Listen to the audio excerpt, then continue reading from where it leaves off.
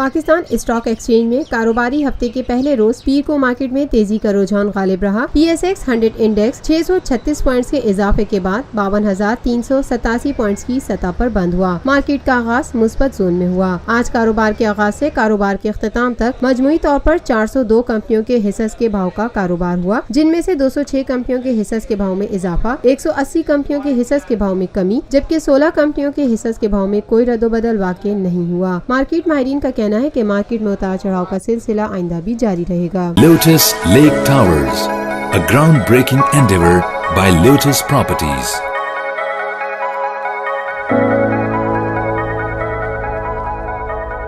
मुल्की, बैनुल-अक़वामी, समाजी, सियासी, तिजारती, सकाफती, तफरीही, मालूमाती और खेलों से जुड़ी हर छोटी बड़ी खबर का मरकज TNN TV।